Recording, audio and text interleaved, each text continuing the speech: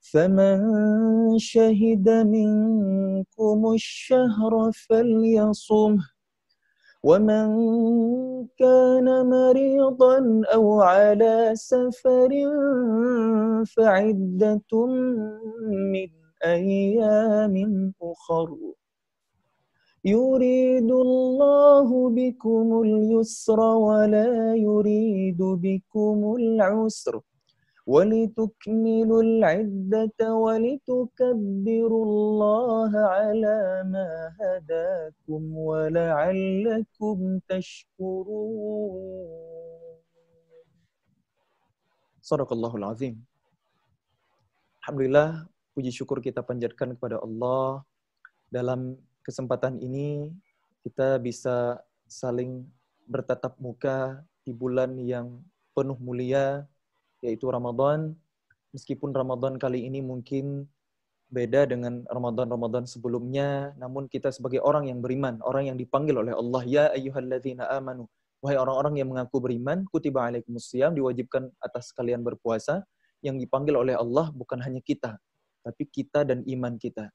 Kama kutiba alal ladzina min qablikum la'allakum tattaqun, seperti yang sudah disyariatkan, yang sudah dituliskan, yang sudah diwajibkan kepada umat-umat sebelum kalian, umat-umat sebelum Nabi Muhammad SAW, agar kalian bertakwa. Ingat teman-teman, esensi kita berpuasa adalah untuk meraih predikat takwa. Takwa, kita takut kepada Allah hingga kita mampu menjalankan perintahnya dan meninggalkan syariatnya. Semua amal-amal ataupun syariat-syariat umat terdahulu tidak semuanya dilanjutkan. Seperti Nabi bertahannuts di Gua Hira menanti turunnya wahyu yang pertama. Syariat itu udah nggak ada di zaman kita, diganti dengan i'tikaf. Tidak semua syariat ataupun ibadah-ibadah dari umat terdahulu diteruskan kepada umat berikutnya. Tapi ibadah shaum, ibadah puasa, adalah ibadah yang disyariatkan dari sejak Nabi Adam alaihissalam sampai dengan kita hari ini umat akhir zaman. Itulah kenapa ibadah Ramadan ini, ibadah di bulan Ramadan, yaitu di siang hari kita berpuasa atau shiyam, sepanjang hari kita mendekatkan diri dengan Al-Quran, karena Ramadan adalah bulan Quran, dan istimewanya adalah di malam hari, waktu kita untuk mengakrabi Al-Quran, teman-teman.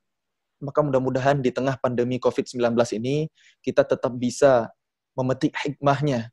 Mungkin beda dengan Ramadan sebelumnya, kita nggak bisa sholat tarawih di masjid, namun kita sholat di rumah masing-masing. Dan tentunya kita berpindah dari sunnah khulafaur rasyidin kepada sunnah yang lebih mulia, itu sholat malamnya Nabi di rumah. Maka mudah-mudahan kita tetap bisa menjaga semangat dan juga niat yang ikhlas lillahi ta'ala. Dilihat nggak dilihat, kita lakukan karena Allah, karena itulah yang menjaga semangat kita dalam beribadah kepada Allah. Baik, selanjutnya tidak lupa kita panjatkan salawat dan salam kepada seorang manusia mulia, insan pilihan, idola kita semua, Nabi Muhammad sallallahu alaihi wasallam. Allahumma shalli wa sallim ala sayyidina Muhammad wa ala ali sayyidina Muhammad. Seorang manusia yang paling mulia, insan pilihan, idola kita semua, yang Allah berikan Quran kepadanya, utusan Allah, Rasulullah, ambasadornya Allah, untuk kita tiru kehidupannya. Mudah-mudahan kita bisa mengamalkan sunnah-sunnahnya, memperbanyak salawat kepadanya, agar kita terpilih di antara umatnya nanti di akhirat, yang mendapatkan syafaat. Amin ya Rabbal Alamin. Yang saya hormati dan saya muliakan, mudir ataupun kepala sekolah, kepala madrasah dari SMA Islam Plus Azkia, para asatidzah, dewan guru sekalian yang dimuliakan Allah, seluruh teman-teman yang bergabung di sharing online kali ini, khususnya untuk siswa-siswi SMA Islam Plus Azkia yang disayang Allah. Izinkan saya di kesempatan sore kali ini, sambil ngabuburit, kita menunggu iftar, menunggu waktunya berbuka, saya akan sharing, saya akan berbagi dengan teman-teman semuanya. Mudah-mudahan Allah menuntun lisan saya untuk bisa menyampaikan kebaikan, karena sejatinya kita hidup di dunia ini agar tidak melewati waktu yang Allah berikan kepada kita dalam kesia-siaan. Sebagaimana Allah firmankan dalam Quran surah Al-Asr, "Wal 'asri innal insana lafi khusr illa alladzina amanu wa 'amilus shalihat wa tawasaw bil haqqi wa tawasaw bis sabr." Kata Allah, demi waktu, sesuatu yang Allah pergunakan sebagai sumpah, maka kita sebagai hamba Allah harus memberikan perhatian lebih terhadap objek yang Allah jadikan sebagai sumpah. Allah berfirman, wal asri, demi waktu. Jadi ketika harokatnya kasrah, wal asri, itu wawunya berarti demi waktu. Allah bersumpah demi waktu, innal insana lafi khusr. Sesungguhnya manusia benar-benar dalam kerugian. Kita ini udah divonis sama Allah, semuanya rugi, kata para ulama. Tapi belum selesai ayatnya. Illalladzina amanu wa 'amilus shalihat. Kecuali siapa? Kecuali orang-orang yang beriman, mereka yang yakin. Mereka yang punya iman, tauhid, akidah yang benar. Wa 'amilus shalihat, dan yang mengerjakan amal soleh, mengerjakan kebaikan, yang berkarya. Wa tawasaw bil haqq, dan yang saling menasihati dalam kebenaran. Ini dakwah. Wa tawasaw bis sabr, dan menasihati dalam kesabaran. Jadi 4 poin yang harus kita miliki agar kita tidak menyia-nyiakan waktu, menyia-nyiakan kehidupan kita, yaitu apa teman-teman? Iman terkait dengan keyakinan. Yang kedua, amal soleh, yaitu karya. Amal soleh bukan hanya ritual, bukan hanya hablum minallah, juga hablum minan nas kita. Maka pastikan teman-teman hari ini sekolah, teman-teman menuntut ilmu, niatkan lillahi ta'ala untuk menolong agama Allah, untuk menebar manfaat, untuk menjadi khalifah fil ardh. Wa tawassabil haq, dan saling menasihati dalam kebenaran. Iman kita naik turun, ada kalanya naik, ada kalanya turun. Al-imanu yazidu wa yanqus. Yazidu bil ta'ah wa yanqusu bil ma'asi. Naik dengan ketaatan dan turun dengan kemaksiatan. Makanya kita perlu untuk bergaul dengan teman-teman yang soleh, perlu untuk mendengarkan nasihat-nasihat kebaikan dari para da'i, yang spesialnya dari para ulama, gitu. Karena al-ulama warathatul anbiya, ulama orang yang Allah berikan, Allah faqihkan ilmu agama, adalah mereka penerus perjuangan Nabi. Wa tawassaw bis sabr, dan yang saling menasihati dalam kesabaran. Mudah-mudahan kita punya 4 hal ini, iman, amal, dakwah, dan sabar, ya. Menyerukan kebenaran, wa tawassaw bil haq, wa tawassaw bis sabr, agar kita tidak rugi dalam kehidupan ini. Wallahu a'lam bishawab. Nah, baik teman-teman semuanya yang sayang Allah, berhubung saya ini berbicara di hadapan umumnya, khususnya para siswa-siswi, ya, para pelajar yang sedang thalabul ilm, yang lagi nuntut ilmu nih ceritanya. Maka topik bahasan kita sebagaimana yang tema yang sudah disampaikan, yaitu tentang kemuliaan, keberkahan Al-Quran. Menghafal Al-Quran sejak SMA. Namun sebelum kita masuk ke poin pembahasan yang inti, saya ingin sedikit sharing dengan teman-teman apa yang pernah saya pelajari dari lisannya para ulama. Kita harus menyiapkan iman kita memasuki bulan yang mulia ini. Syahrul Ramadan alladzi unzila fihi al-Quran. Bulan Ramadan adalah bulan di dalamnya diturunkan Al-Quran. Jadi kita masuk ke Ramadan, seharusnya kita masuk ke dalam Al-Quran lebih dalam. Sehingga outputnya nanti setelah kita keluar dari Ramadan, kita mendapatkan apa? Hudal linnas, mendapatkan petunjuk, karena Quran itu adalah petunjuk bagi manusia, wa bayyinatin minal huda wal furqan, dan penjelas. Sampai puncaknya menjadi al-furqan, pembeda. Jadi harus berbeda antara orang yang udah rajin baca Quran, orang yang udah kenal Quran, orang yang udah menghafal Quran, orang yang rajin murajaah Quran, dengan orang yang belum kenal Quran. Kalau nggak ada yang beda, akhlaknya masih sama, cara hidupnya masih sama, pola pikirnya masih sama dengan orang yang belum kenal Quran, berarti ada yang salah interaksi kita dengan Al-Quran. Mungkin niatnya, mungkin caranya.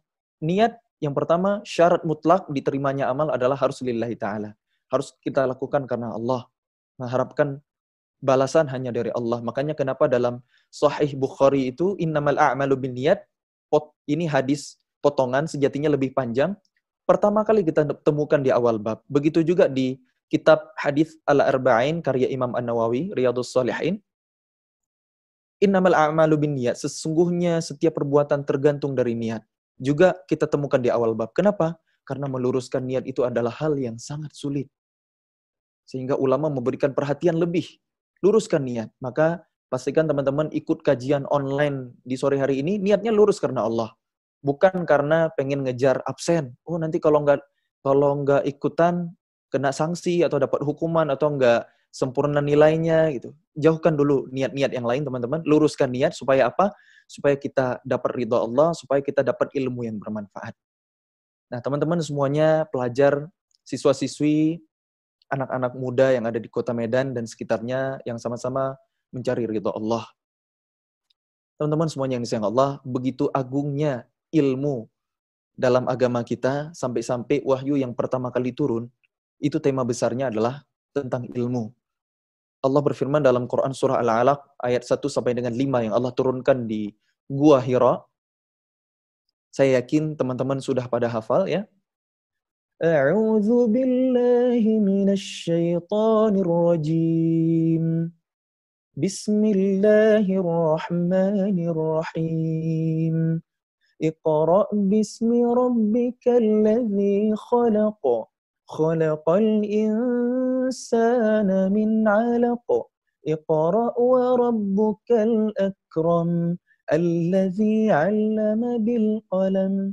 'Allamal insana ma lam ya'lam. Bacalah dengan menyebut nama Tuhanmu yang telah menciptakan manusia dari segumpal darah. Bacalah dan Tuhanmu Maha Mulia, yang mengajarkan manusia dengan perantara pena. Dia mengajarkan manusia apa-apa yang belum diketahui. Nah, teman-teman semuanya yang disayang Allah, di Quran surah Al-Alaq ayat 1 sampai dengan 5 ini, Allah sebutkan 3 kata ilmu. Alama atau ilmun yang Allah ulang di ayat keempatnya 1 kali, ayat kelimanya 2 kali. Alladzi 'allama bil qalam, 'allamal insana ma lam ya'lam. Ada 3 kali Allah ulang kata ilmu. Di samping itu, Allah sebutkan 2 kali kata Iqra. Iqra yang artinya bacalah. Dan 1 kali kata qalam yang artinya pena, alat untuk menulis. Jadi ulama tafsir menjelaskan setiap surah, setiap ayat, setiap kalimat, setiap kata, bahkan setiap huruf dari Al-Quran itu pasti ada mukjizat besar di balik itu. Dari 3 kata ilmu, Allah sebutkan 2 kali kata Iqra dan 1 kali kata qalam. Iqra, bacalah. Qalam, pena, alat untuk menulis. Maka wasilah ilmu itu adalah dengan membaca dan menulis. Maka kita sebagai umat muslim, sebagai orang yang mengaku beriman, mestilah kita mengamalkan perintah yang pertama kali Allah turunkan, yaitu Iqra, bacalah. Karena wasilah ilmu itu adalah membaca dan menulis. Porsinya 2 kali membaca, 1 kali menulis. Jadi teman-teman harus lebih banyak membaca daripada menulis. Kalau kita malas baca, kemudian kita menulis, maka besar kemungkinan tulisan yang kita hasilkan itu kurang faedahnya. Misalnya kita nulis caption di Instagram, nulis status di sosmed, yang isinya curhat, itu kan faedahnya kurang ya. Kenapa? Karena itu nggak didasari dari membaca, nggak didasari dari observasi. Karena Iqra di sini bukan hanya membaca teks tulisan, tapi membaca ayat-ayat kauniyah yang ada di alam semesta, termasuk penelitian, observasi, tafakkur alam, gitu. Itulah semuanya, membaca. Karena ketika surah ini turun, nanti akan kita bahas teman-teman, Iqra, yang diperintahkan oleh Allah, dijelaskan oleh ulama, Nabi bukan membaca teks. Karena Rasulullah SAW adalah seorang yang ummi, seorang yang buta huruf. Namun bukan berarti Nabi kita ini bodoh, na'udzubillah. Nabi Muhammad SAW adalah orang yang terkenal fatanah, cerdas. Bahkan jauh sebelum diangkat menjadi Rasul. Buktinya, Nabi Muhammad sampai mendapatkan gelar Al-Amin, dipercaya seluruh negeri, karena sifatnya yang amanah, sangat bisa dipercaya, sangat jujur menjaga harta-harta masyarakat Quraisy di zaman itu. Yang kedua, Nabi Muhammad hadir sebagai sosok problem solver. Orang yang memberikan solusi ketika Mekah dilanda banjir besar sehingga Hajar Aswad berpindah dari Ka'bah, pemuka suku berseteru, bertikai, Nabi Muhammad memberikan solusi menggunakan kain yang digotong oleh orang-orang penting sehingga semuanya ikut terlibat memindahkan Hajar Aswad yang mulia ke tempatnya. Jadi Nabi Muhammad adalah seorang yang cerdas. Fotona. Jadi nggak bisa baca dan tulis justru menjadi hujjah bahwa Quran itu tidak mungkin dikarang oleh Nabi. Tidak mungkin diada-adakan oleh manusia. Bukan perkataan manusia, bukan perkataan anak muda. In huwa illa qaulul bashar. Bukan seperti yang dituduhkan oleh musyrikin Quraisy. Karena Nabi Muhammad tidak bisa baca, tidak bisa tulis. Ini menjadi hujjah bahwa Quran itu benar-benar firman Allah. Zalikal kitabu la raiba fihi hudan lil muttaqin. Kitab Al-Quran ini diturunkan kepada kalian tanpa keraguan. Zalikal kitab Al-Quran ini la raiba fihi, tidak ada keraguan di dalamnya. Hudan lil muttaqin, petunjuk bagi orang-orang yang bertakwa. Masih ragu juga, Allah nantang. Wa in kuntum fi raibin mimma nazzalna ala abdina fa'tu bi suratin min mithlih. Sekiranya kalian ragu terhadap apa yang kami wahyukan kepada hamba kami Muhammad, coba kalian buat satu surah yang semisal Al-Quran. Wad'u syuhada'akum in kuntum shadiqin. Ajak kerjasama dari golongan jin dan manusia. Ajak sekutu-sekutu kalian jika kalian orang-orang yang benar. Fa'in lam taf'alu wa lan taf'alu. Kalian tidak akan sanggup, kalian tidak akan mampu. Di surah kedua Al-Baqarah, ayat barusan Allah sampaikan. Allah tantang kepada orang-orang yang belum mau beriman. Allah menantang untuk membuat satu surah saja yang semisal Al-Quran. Adanya di surah kedua. Setelah melewati satu surah. Nanti di surah ke-11 Allah kembali menantang. Coba kalian hadirkan, coba kalian buat 10 surah yang semisal Al-Quran. Itu Allah membuat tantangan seperti itu kapan? Di surah ke-11. Setelah melewati 10 surah. Padahal kita tahu Quran itu turun secara random. Turun secara berangsur-angsur sesuai dengan peristiwanya. Wa nazzalnahu tanzila. Ada kalanya Quran turun secara sempurna yaitu di malam Lailatul Qadar. Inna anzalnahu fi lailatul qadar. Sesungguhnya kami telah menurunkan Al-Quran itu pada malam yang mulia. Jadi Quran sudah ada sempurna 30 juz, turun menurut pendapat sebagian ulama dari Lauhul Mahfuz ke langit dunia itu terjadi pada malam Qadar, malam Lailatul Qadar. Malam kemuliaan yang ada di 10 akhir Ramadan yang kita dianjurkan untuk mencarinya, untuk beribadah, memperbanyak ibadah, terutama di malam-malam ganjil 10 terakhir Ramadan. Tapi Al-Quran turun dengan proses yang kedua yaitu wa nazzalnahu tanzila. Turun secara berangsur-angsur. Kenapa? Supaya Quran itu dipahami, berkesan gitu. Warattalnahu tartila wa nazzalnahu tanzila. Ada peristiwa tertentu Allah skenariokan, Allah turunkan ayatnya. Allah turunkan surahnya. Jadi Quran itu lebih berkesan, lebih mudah untuk dipelajari. Dalam kurun waktu 22 tahun, 2 bulan, 22 hari menurut pendapat sebagian ulama. Jadi teman-teman semuanya yang disayang Allah, padahal Quran itu turun secara random, tapi urutan Quran itu menakjubkan luar biasa. Mudah-mudahan ini bisa menambah keimanan kita. Nanti di tengah-tengah Al-Quran, di tengah-tengah juz Al-Quran, di juz ke-15 di surah Al-Isra, Allah menantang untuk membuat Al-Quran yang semisal Al-Quran seluruhnya.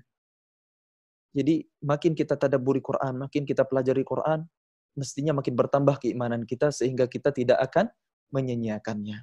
Baik, teman-teman semuanya pelajar-pelajar yang disayang Allah.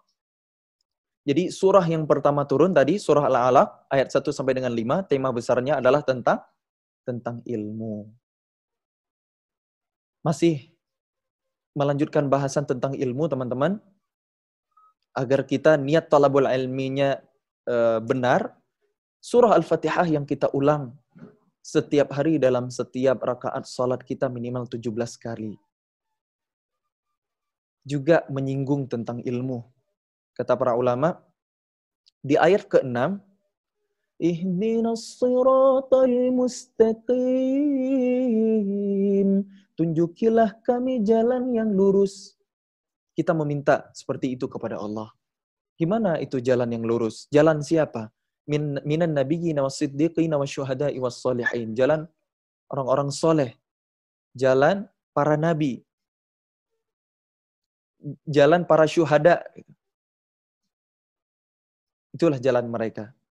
Jalan yang seperti apa? Para ulama menjelaskan, jalan orang-orang yang Allah berikan ilmu dan mereka mengamalkannya. Itulah jalan yang selamat. Itulah jalan yang lurus. Kemudian kita berlindung kepada Allah. Ghairil maghdubi alaihim. Bukan jalan orang-orang yang engkau murkai. Siapa yang dimurkai Allah? Orang-orang Yahudi. Kenapa? Karena mereka, Allah berikan ilmu dari kitab Taurat, lewat lisan para nabi, tapi mereka tidak mau mengamalkannya. Kalau kita baca surah Al-Baqarah, berbicara tentang umat-umat Yahudi. Berbicara tentang umat Yahudi Bani Israel, umatnya Nabi Musa, agar kita tidak mencontoh perilaku mereka. Mereka ketika diberikan tuntunan, diberikan perintah, banyak bertanya. Sehingga mereka tidak jadi mengamalkannya. Agar kita menjauhi sifat mereka. Nanti di surah Ali Imran, surah berikutnya berbicara tentang umat Nasrani. Agar kita tidak mencontoh mereka. Waladhdallin. Karena di akhir surah Al-Baqarah, jalan orang-orang yang sesat adalah umat Nasrani. Jalan orang-orang Nasrani. Kenapa? Karena mereka beramal, tapi tidak punya ilmu. Di surah Al-Kahfi yang kita baca setiap Jumat, teman-teman, wa yunziral ladzina qalu ittakhadallahu walada, untuk memperingatkan orang-orang yang mengatakan bahwa Allah itu mengambil seorang anak. Ma lahum bihi min ilm. Mereka itu enggak punya ilmu, wala li abaihim, dan enggak juga bapak-bapak mereka, nenek-nenek moyang mereka. Jadi surah Al-Fatihah, teman-teman, masih menyinggung tentang ilmu. Kemudian surah Al-Baqarah, kisah pertama yaitu kisah Nabiullah Adam alaihissalam. Ini kisah pertama dalam Al-Qur'an. Sesuai urutan mushaf, bukan urutan turunnya ya. Tema besarnya juga tentang ilmu. Al-Quran sepertiga isinya adalah kisah, karena belajar dari kisah itu sungguh luar biasa. Wa kullan naqussu 'alaika min anba'ir rusul ma nuthabbitu bihi fu'adak, ma nuthabbita bihi fu'adak. Karena dengan kisah itu sangat mampu meneguhkan hati Rasulullah dan kita orang-orang yang beriman, umat Nabi.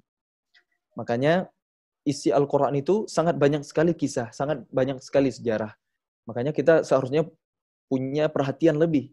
Sejarah Islam, sejarah bangsa Indonesia, kita pelajari. Supaya apa? Supaya muncul ghirah, semangat perjuangan kita. Karena ketika kita terhubung. Kenapa teman-teman semuanya yang disayang Allah, langsung saja kita fokuskan ke bahasan kita tentang ilmu. Kisah tentang Nabi Adam alaihissalam itu berawal dari ayat ke-29. Huwallazi khalaqalakum ma fil ardi jami'an tsumma istawa ila as-sama'i fasawwahunna sab'a samawat wa huwa bikulli syai'in alim.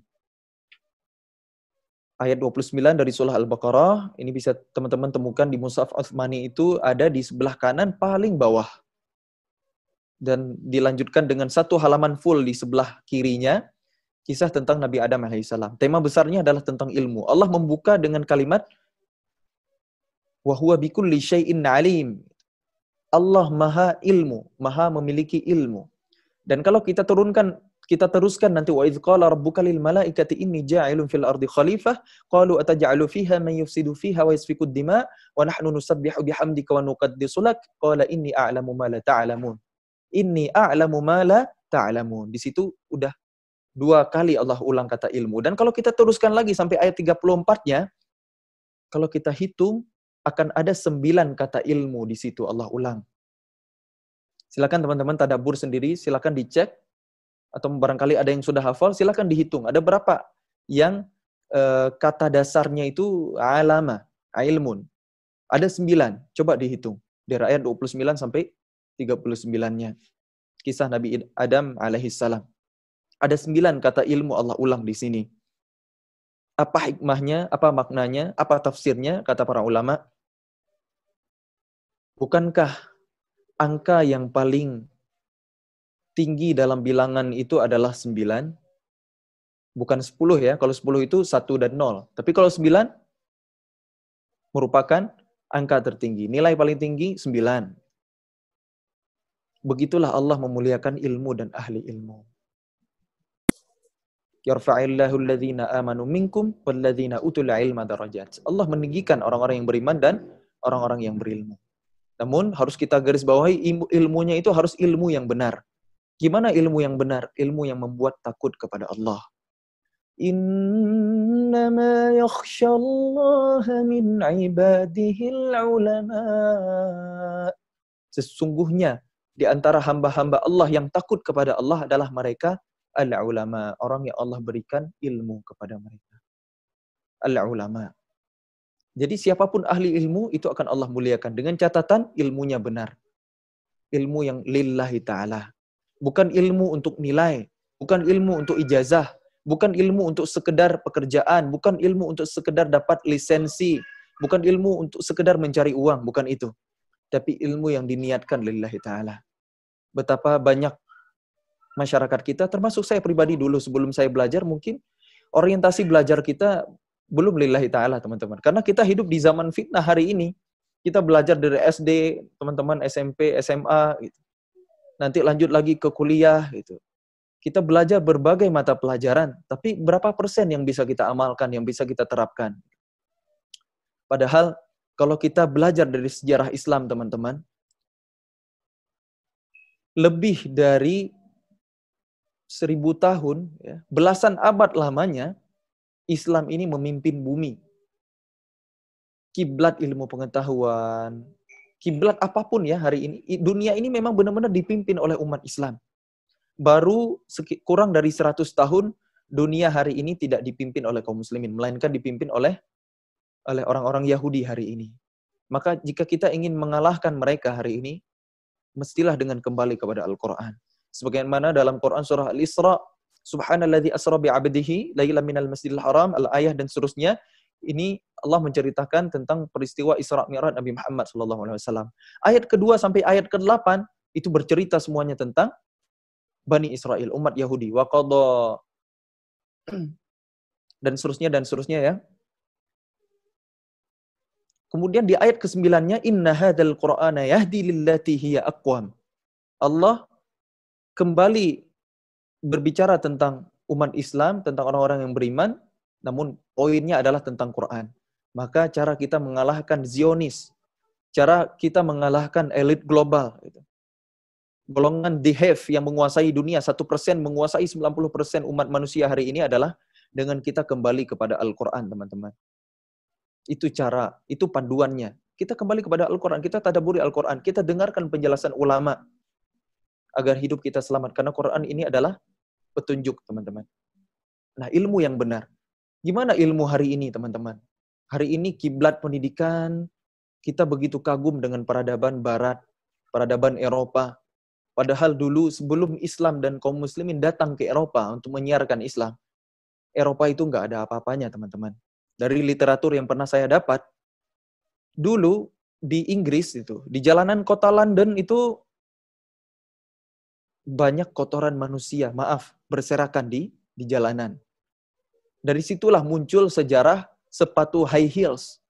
Maka yang ladies nih, teman-teman yang cewek-cewek nih, yang akhwat, jangan bangga ya pakai sepatu high heels ya. Itu sejarahnya dulu adalah untuk menghindari kotoran manusia yang berserakan di jalanan kota London di Inggris. Kenapa? Karena mereka urusan buang air, urusan ke toilet aja nggak ada dalam peradaban mereka. Hanya Islam yang mengatur. Dari sejak bangun tidur sampai bangun tidur lagi. Sampai urusan ke belakang, ke kamar mandi pun diatur dalam Islam. Karena Islam ini adalah agama yang sempurna. Al-yawma akmaltu lakum dinakum wa atmamtu alaikum ni'mati wa raditu lakumul islam madina. Itulah kebesaran agama kita, teman-teman. Semua yang disayang Allah.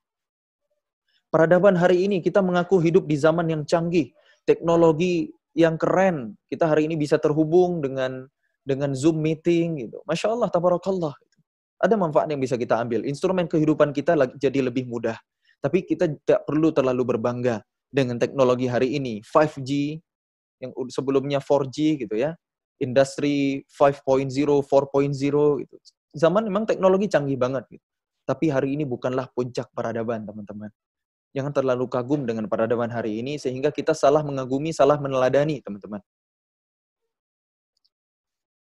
Kalau saja kita belajar sejarah, apa yang diberikan oleh peradaban Islam dulu, ilmuwan-ilmuwan Islam, ulama-ulama kaum muslimin dulu untuk Islam, untuk dunia, nggak ada apa-apanya peradaban hari ini. Bahkan peradaban hari ini hanya meneruskan dari apa yang sudah diteliti, apa yang sudah dikaji oleh peradaban Islam. Tapi sayangnya hari ini terjadi banyak kerusakan.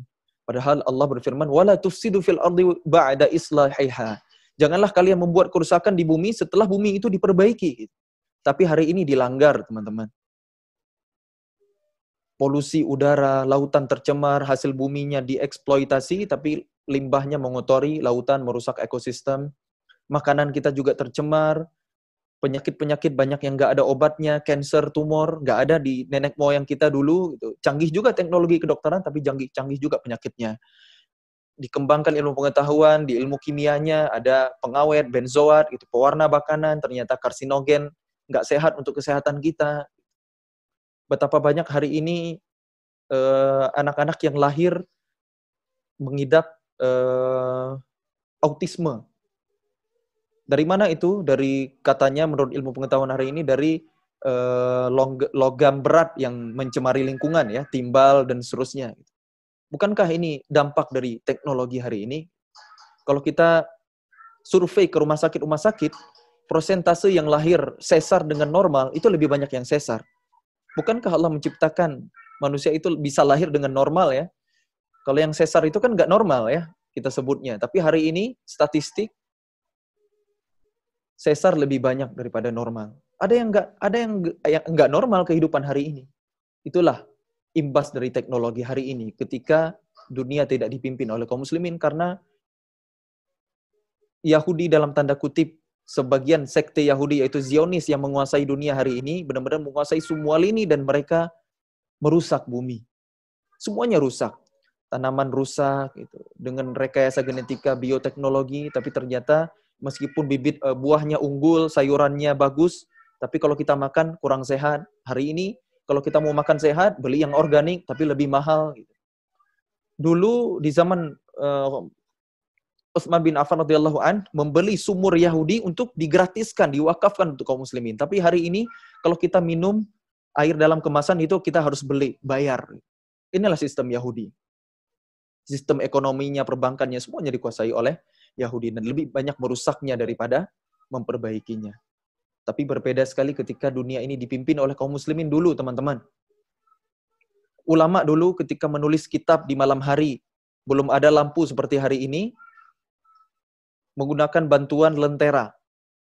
Asap hitam dari lentera itu dihitung berapa kecepatannya secara fisika, dikumpulkan, sampai berkerak, dikerik, dijadikan tinta untuk menulis kitab. Itulah ilmu ulama dahulu. Kenapa? Karena motivasi mereka yang terbesar adalah innama yakhsyallaha min ibadihil ulama. Ilmu yang membuat takut kepada Allah. Ilmu pengetahuan yang dikembangkan di zaman peradaban Islam untuk memudahkan ibadah kepada Allah. Muncul tokoh-tokoh yang kita kenal hari ini, misalnya pakar matematika, pakar kalkulus, Muhammad bin Musa al-Khwarizmi, yang menemukan aljabar. Teknologi hari ini, teknologi digital, komputer, itu dari komputasi, algoritma, menggunakan aljabar yang sederhana. Jadi kalau tidak ditemukan, tidak dikembangkan oleh Al-Khwarizmi, maka hari ini kita tidak bisa menggunakan komputer. Ilmu matematika dikembangkan oleh muslimin. Tujuannya untuk apa? Untuk memudahkan ibadah kepada Allah. Bukankah muslimin ketika beribadah zakat butuh hitung-hitungan? Ilmu faraid tentang hukum waris butuh hitung-hitungan? Ilmu matematika. Demikian juga dengan ilmu-ilmu yang lain, ilmu fisika, ilmu kedokteran. Kita kenal ada Ibnu Sina, ada Ibnu Nafis yang meneliti peredaran darah minor manusia yang pertama kali, yang diterjemahkan literaturnya ke dalam bahasa Eropa ya, ke dalam bahasa Inggris, tapi nama Ibnu Nafisnya dibuang. Diklaim seolah-olah itu dari peradaban Eropa, padahal muslimin yang mengembangkan. Banyak sekali penemuan-penemuan kaum muslimin yang hak paten, yang nggak ada hak ciptanya karena semuanya diwakafkan fisabilillah untuk kepentingan umat manusia, untuk memudahkan ibadah. Orang kalau sakit nggak bisa beribadah dengan sempurna. Makanya dikembangkan ilmu kedokteran. Saya dari ilmu arsitektur ya, dari bidang arsitektur, profesinya arsitek, dulu pernah mengkaji Istana Alhambra yang ada di Spanyol sekarang. Kalau dulu Cordoba, Andalusia ya.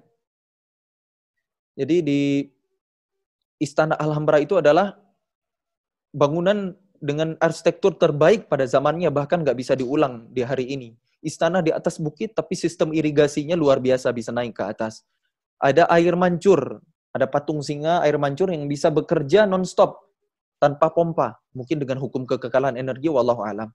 Bukan hanya untuk estetika, karena muslimin membuat air mancur dulunya bukan untuk hiasan saja, tapi untuk memudahkan berwudu. Jadi lagi-lagi ilmu pengetahuan itu dikembangkan untuk memudahkan beribadah kepada Allah. Beda dengan orientasi kita hari ini. Nauzubillah, mudah-mudahan Allah jaga niat kita ya. Allah luruskan niat kita. Thomas Alva Edison kita kenal penemu lampu. Padahal kalau Thomas Alva Edison mengkaji Al-Quran. Dalam Quran surah An-Nur ayat 35. Al-misbahu fi zujajah. Lampu itu adanya di dalam kaca. Jadi nggak perlu penelitian sampai 1000 kali. Gagal terus. Bohlam, firmamennya itu dibungkus kaca baru berhasil nyalanya konstan. Gitu. Dan masih banyak lagi yang lain. Ada Ibnu Firnas, penemu pesawat terbang pertama kali. Bukan Wright bersaudara. Terinspirasi dari surah Al-Mulk. Awalam yaru ila at-tayri fawqahum saffatin wa yaqbid. Tidakkah kalian perhatikan bagaimana burung itu bisa terbang di udara? Siapa yang menahannya selain Allah yang Maha Rahman? Yaitu menginspirasi ulama dulu sehingga membuat prototipe pesawat terbang para layang sehingga mampu terbang di udara. Dan lain sebagainya. Jadi teman-teman semuanya yang disayang Allah, mari kita luruskan niat kita lagi belajar. Maka kita harus memandang ilmu apa yang paling penting. Kita hari ini kebalik-balik. Di SMA misalnya ada jurusan IPA, ada jurusan IPS. Hari ini masyarakat kita ya, hasil survei, lebih banyak senang dengan jurusan IPA daripada IPS. Menganggap IPA itu mungkin lebih keren, lebih prestis, gitu. Padahal ilmu pengetahuan alam itu mengkaji tentang hewan, tumbuhan, batu, mesin. Sedangkan ilmu pengetahuan sosial itu mengkaji interaksi antar manusia. Bukankah manusia itu derajatnya lebih mulia daripada batu, hewan, tumbuhan, mesin? Harusnya ilmu IPS itu lebih keren dari IPA ya. Maksudnya kita menganggap lebih prestis gitu, di atas IPA. Gitu. Tapi hari ini kebalik, di situ aja udah kebalik. Gitu. Dan yang jauh lebih penting, yang jauh lebih afdal, lebih utama adalah ilmu agama. Ilmu syariat. Ulama-ulama dulu itu dari kecil belajar Quran dulu, hafal Quran dulu. Belajar ilmu syariat dulu, akidah dulu, imannya udah benar, baru mengkaji ilmu-ilmu yang lain. Makanya kenapa ilmu pengetahuan yang dikembangkan di zaman peradaban Islam, itu benar-benar bermanfaat untuk umat manusia. Bukan merusak bumi seperti hari ini. Karena mereka urutan belajarnya benar. Belajar ilmu agama dulu, belajar ilmu syariat dulu, dididik dulu untuk jadi ulama, dan memang ulamanya yang jadi saintis. Ulamanya yang jadi cendekiawan. Mereka udah punya Quran, udah hafal ribuan hadis, udah ngerti syariat, baru mengembangkan ilmu pengetahuan yang lain. Bukan seperti zaman hari ini yang kita dididik untuk serba spesialis. Ulama-ulama terdahulu mereka generalis, bisa semua. Hafal Quran iya, ngerti hadis iya, paham syariat iya, tapi juga pinter matematika, pinter fisika, pinter biologi, pinter astronomi, ilmu falak yang dikembangkan untuk memudahkan ibadah. Untuk mengintip hilal, kapan datang Ramadan, kapan berakhir Ramadan, kapan masuk Syawal. Waktu-waktu untuk beribadah dan seterusnya.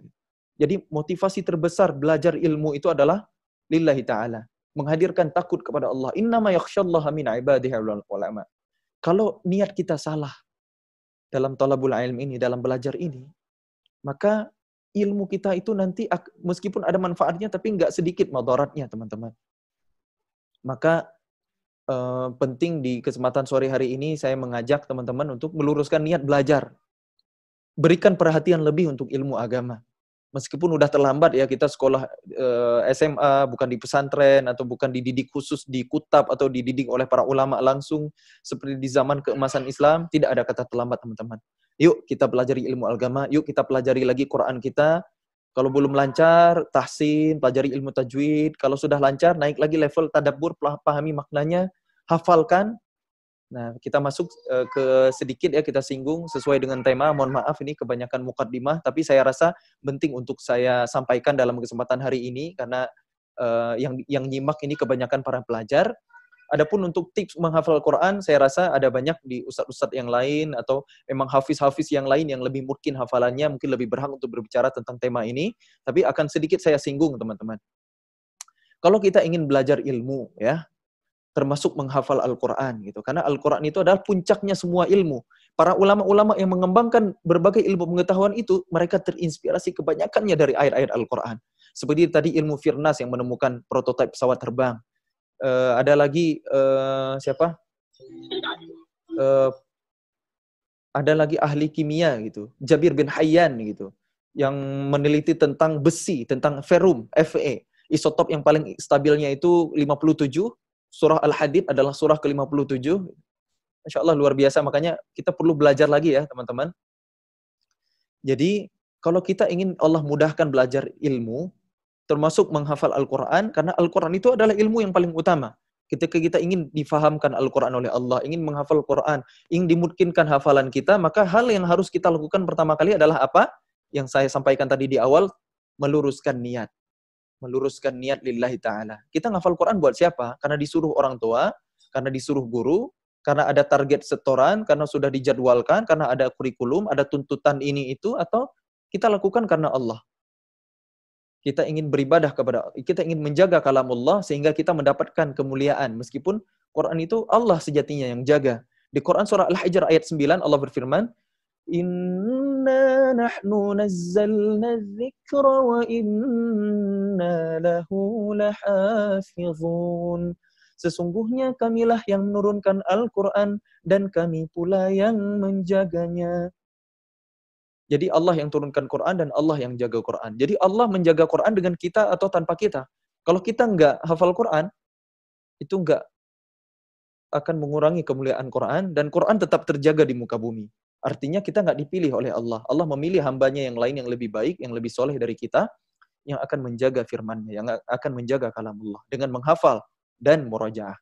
Jadi yang dikatakan tahfidzul Quran adalah menghafal Quran itu menghafal dan mengulang. Nggak bisa ngafal aja, harus pasti mengulang, murajaah. Ini sepaket, nggak bisa dipisahkan. Karena kalau ngafal aja, hafalan itu bisa Allah ambil lagi. Makanya kenapa Quran itu sifatnya az-zikra. Nama lain Al-Quran, inna nahnu nazzalna dzikra. Sesuatu yang dihafal, sesuatu yang diulang-ulang, sesuatu yang dipelajari. Kita nggak akan pernah bosan mengulang Al-Quran. Karena memang itu yang Allah inginkan. Allah ingin kita seumur hidup terus-menerus mengulang Quran. Udah hafal Quran, harus kita murajaah terus. Harus kita ulang-ulang supaya hafalan itu nggak Allah ambil lagi. Jadi, teman-teman semuanya yang disayang Allah, tips yang pertama tadi adalah meluruskan niat. Kalau kita niatnya udah lurus, minimal ini yang menjaga keistiqomahan kita. Innalladzina qalu rabbunallahu tsumma istaqamu. Sesungguhnya orang-orang yang mengatakan Rabb kami adalah Allah, kemudian mereka istiqomah.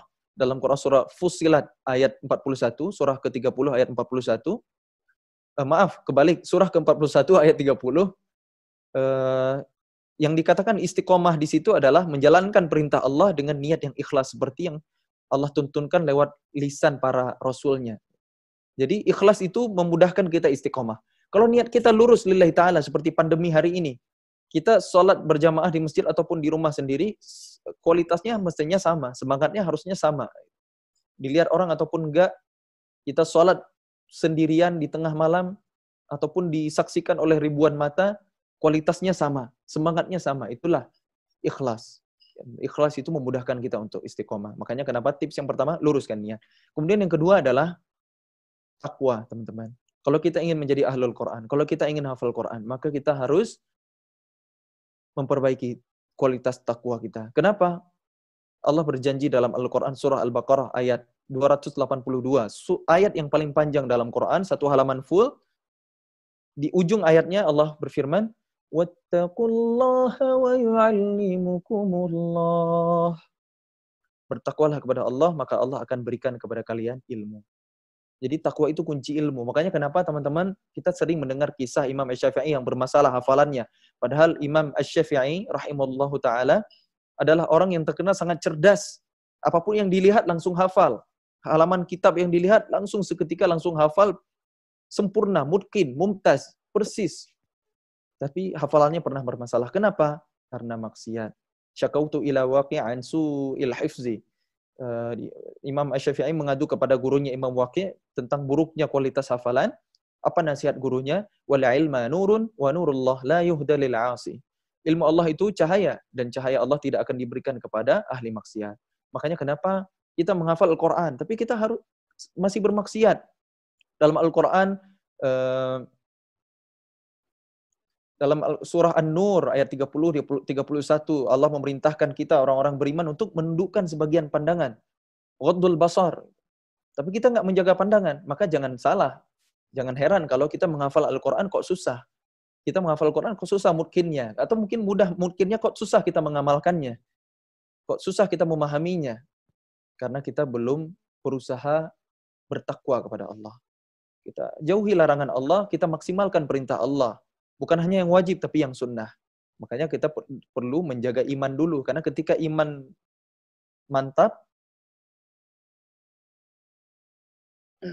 ketika iman sedang menggebu, yang sunnah terasa ringan. Tapi kalau iman sedang futur, yang wajib pun terasa berat. Wallahu a'lam. Saya percepat ya teman-teman. Tips berikutnya adalah memang pentingnya kita belajar iman sebelum Quran. Jangan mengandalkan kecerdasan kita, tapi harus semata-mata pertolongan Allah. Kita menghafal itu ikhtiar, tapi hafal nggak hafal itu pertolongan Allah. Satu hal yang Allah janjikan, وَلَقَدْ يَسَّرْنَا الْقُرْآنَ لِلذِّكْرِ فَهَلْ مِن مُدَّكِرٍ. Telah kami mudahkan Al-Quran untuk dipelajari, dihafal, diingat. Adakah kalian menjadi bagian orang yang mempelajarinya? Jadi kemudahan Al-Quran itu udah dijamin sama Allah. Ayat yang tadi Allah ulang 4 kali dalam Quran surah Al-Qamar. Ayat 17, 22, 32, dan 40-nya. Jadi Quran itu benar-benar mudah, teman-teman. Kalau kita yakin, kalau kita beriman gitu. Tapi kalau kita pesimis, aduh, Quran tebal banget nih, bisa nggak ya saya hafal? Aduh, kok susah ya? Itu sebenarnya persepsi kita, keyakinan kita yang membuat sulit. Itu padahal Allah sudah menjamin kemudahannya. Kalau kita ngafal Quran, di awal-awal itu berat. Awal-awal mungkin kita terasa berat, tapi makin lama akan terasa ringan, terasa mudah. Hafalan yang belum lancar, aduh ini lanjutannya apa lagi ya? Kok samar-samar? Aduh kok hilang ya? Tapi begitu udah mungkin, seperti surah Al-Fatihah, coba sambil merem, di dalam mimpi pun kita bisa melafazkan Al-Fatihah. Kenapa? Karena saking seringnya diulang. Maka akan terasa nikmat, akan terasa ringan di lisan kita. Kita nggak usah mikir baca Al-Fatihah kan ya? Begitu juga dengan hafalan Quran kita yang sudah banyak sekali kita ulang. Jadi tips hafalan lancar itu, tips menghafal Quran itu nggak ada lain, luruskan niat, yakin, iman, dan banyak-banyak murojaah, banyak-banyak mengulang. Hafalan kalau udah sering kita ulang, akan menempel di hati kita, di pikiran, di memori kita. Jadi kita sambil beraktivitas apapun bisa murojaah. Tabarakalladzi ja'ala fis samaa'i burujan wa ja'ala fiha sirajan wa qamaran munira. Jadi kayak otomatis gitu. Ngelanjutin sendiri lisan kita. Kita nggak perlu mikir, nggak perlu ngasih effort ekstra.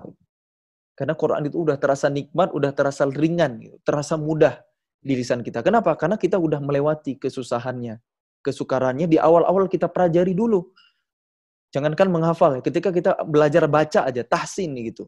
Shad, dha, itu kita susah, dha, itu kita mengucapkan huruf dengan makharijul yang huruf yang benar itu sulitnya luar biasa. Tapi ketika kita sudah fasih, sudah lancar, maka kita merasa nikmat dan mudah. Wallahu a'lam bishawab teman-teman. Jadi itu sedikit tips untuk menghafal Quran ya, untuk mempelajari ilmu secara umum ya yang bisa saya bagikan ke teman-teman hari ini. Adapun teknis yang lebih rincinya karena keterbatasan waktu kita tidak bisa saya sampaikan di sini. Namun secara cepat intinya kalau ingin menghafal Quran ya, saya rangkum ya, luruskan niat, yakin, yaitu iman ya. Quran itu mudah, maka Allah akan berikan kemudahan. Kemudian takwa. Makin kita bertakwa, makin Allah berikan kita ilmu. Ini 3 poin yang paling inti. Adapun teknis-teknisnya, saya rasa teman-teman udah pada tahu ya. Gunakan mushaf yang sejenis, jangan diganti-ganti. Karena kita juga, selain pendengaran yang paling berpengaruh ketika kita menghafal, makanya penting menghafal Quran itu cari tempat yang sunyi, yang hening, gitu, yang tidak mengganggu fokus kita. وَجَعَلَ لَكُمُ السَّمْعَ وَالْأَبْصَارَ وَالْأَفْئِدَةَ. Allah lebih dulu menciptakan untuk kita, menyempurnakan untuk kita pendengaran, penglihatan, baru hati, perasaan. Jadi pendengaran itu lebih berpengaruh ketika kita menghafal daripada visual. Namun visual juga berpengaruh. Makanya gunakan mushaf yang sejenis. ketika teman-teman meletakkan mushaf saat menghafal Quran, jangan taruh di bawah, tapi taruh sejajar dengan mata, gitu. Atau kalau perlu lebih tinggi dikit gitu, supaya kita nggak menunduk. Gitu. Dan itu terbukti, sudah banyak yang membuktikannya, insya Allah akan lebih mudah kita menghafalnya. Begitu udah hafal, turunkan kok mushafnya, jangan ketergantungan. Dan kemudian berikutnya, jangan lupakan takrir atau at-tikrar. Ketika kita menambah hafalan baru, ulang dulu hafalan yang di belakangnya. Kita sebut pemanasan. Jadi sebelum mulai ngafal, ulang dulu hafalan yang udah kita punya. Misalnya kita hafal juz 29, masuk surah apa? Setelah Al-Mulk, surah Al-Qalam. Maka kita murajaah dulu Al-Mulknya gitu. Pakai tanpa mushaf. Nah, baru kita menghafal surah Al-Mulk. Jadi supaya otak kita pemanasan dulu. Dan teman-teman ketika kalau kita ingin kuat hafalannya, bisa dibantu dengan makanan. Makanan yang disukai oleh para ulama yang menguatkan ingatan itu kismis, kurma, madu. Hindari makan apel hijau yang warna hijau itu, yang rasanya agak kecut, itu kata para ulama itu melemahkan ingatan apel yang itu. Tapi jangan juga nggak dimakan ya. Boleh tapi sangat dihindari gitu. Karena itu bisa mengurangi hafalan, melemahkan ingatan kata para ulama. Tapi sebaliknya anggur, kismis, nah itu menguatkan ingatan. Banyak-banyak minum air putih, tapi jangan pas lagi puasa ya. Wa ja'alna minal ma'i kulli syai'in hayyin, dan kami jadikan semua yang hidup itu dari air. Makanya kenapa kalau kita kurang cairan tubuh, kecuali lagi puasa lain ya, maka kita kurang fokus itu, dan itu juga berpengaruh kepada hafalan atau ingatan kita. Mudah-mudahan bermanfaat tips yang saya sampaikan untuk memudahkan menghafal Quran. Yang paling penting, action, luruskan niat, bismillah, tawakal ala Allah, harapkan cari ridha Allah, bukan perhatian manusia. Mudah-mudahan Allah mudahkan kita semua untuk menghafal Quran, untuk menjadi ahlul Quran. Saya harap teman-teman di sini bukan hanya menghafal Quran, tapi juga paham Quran. Jadi kita harus one step forward ya. Setelah kita hafal Quran, kita juga paham Quran. Karena gimana kita bisa mengamalkan kalau kita nggak paham Quran? Cara paham Quran gimana? Minimal dengan terjemah, tapi itu belum cukup. Tafsir yang ditulis oleh para ulama, dan juga duduk di majelis ilmunya, di kajian ilmu, di majelis para ulama untuk memahami Quran, sunnah, hadis, agar kita bisa mengamalkannya dalam kehidupan. Wallahu a'lam bishawab. Barakallahu fikum. Mudah-mudahan bermanfaat teman-teman apa yang saya sampaikan. Mohon maaf kalau mungkin secara urutan tema kurang runut, kurang sistematis. Namun saya sudah berusaha semaksimal mungkin saya menyampaikan yang bermanfaat, yang benar dari Allah, dan yang salah dari kebodohan saya. Semoga Allah ampuni. Barakallahu fikum.